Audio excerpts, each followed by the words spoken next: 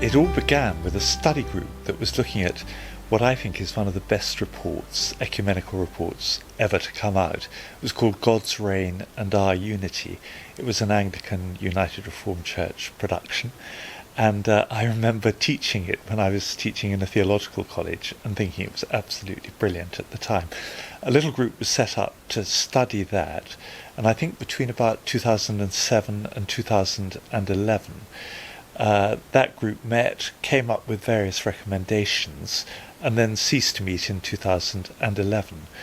But one of the recommendations that was made there, together with recommendations from a sort of tripartite discussions called Conversations Along the Way, was that another group should be set up to take things further. And that was how this particular little group that I was involved with got going in 2013.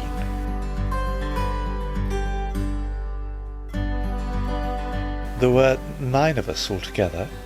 4 were from the United Reformed Church, 4 were from the Church of England, and there was one Methodist observer, the Reverend Dr. Keith Davis, who is a Methodist district chair, and it was enormously useful having him there. I'm sorry, in a way, they weren't tripartite talks completely, but having his input and his comments was very helpful to us, not least as we talked about the whole business of the interchangeability of ministries, which is something that's been very important as part of the Anglican Methodist covenant.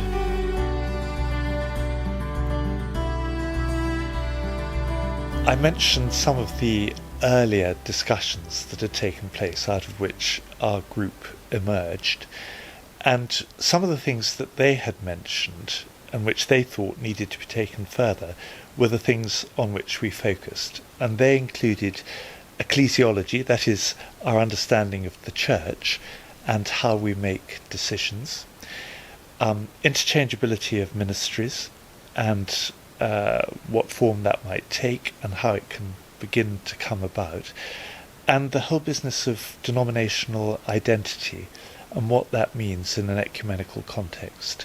So those were 3 of the things that had been highlighted previously.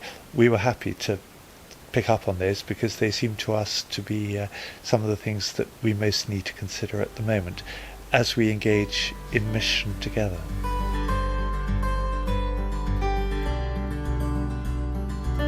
Well, I think it's been very fortuitous, providential perhaps I should say, that we've had these conversations between the Anglican and URC churches at the same time as developing the God for All vision, because in the first place, having the national discussions has set what we're doing locally here in Cumbria in a sort of national context, and that's been very useful.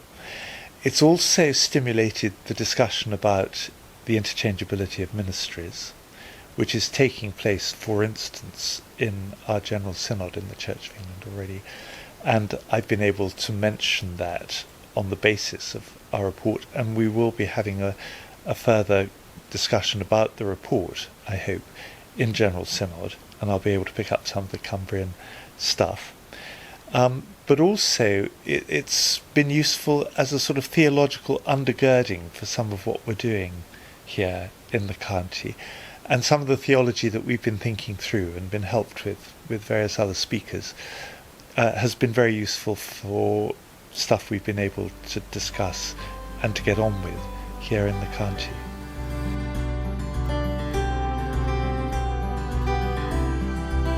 Interestingly, those have been a source of stimulation and interest rather than friction or problem. And yes, there are difficulties. I mean, for instance, the Church of England has bishops, and the United Reformed Church very deliberately does not, and often sees the whole business of episcopacy as rather patriarchal and domineering and not really subject to proper conciliar checks and balances. I hope in some of what we discussed we were able to correct some misapprehensions in that direction, just as in the other direction the URC members of the committee were able to correct some of the misapprehensions that we as Anglicans might have had about the way the URC works. And all in all, I think we found that our differences were a source of interest and strength, and interesting diversity as part of the whole body of Christ and people of God, rather than something which created insuperable stumbling blocks.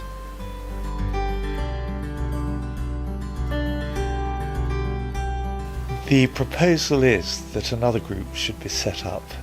These groups sort of, it's a bit like tag really, they sort of pass the baton on from one to the next. Another group should be set up to oversee the implementation of the 5 recommendations that we made in our report.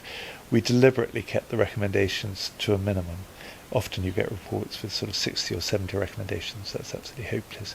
These are all manageable, proper, serious recommendations, including the whole question of interchangeability of ministry. And the idea is that another ecumenical group with Anglicans and United Reformed, and I hope with Methodists as well, would be set up, which would meet from time to time, continue this discussion, and make quite sure that the recommendations are being taken seriously and not just put on a shelf.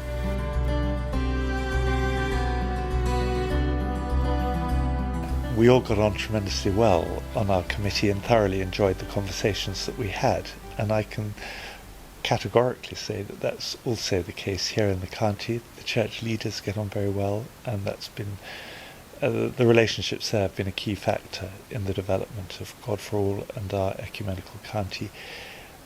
But also, I think there are a lot of very good relationships locally, and many of those have been going for ages. I mean, it's nothing new.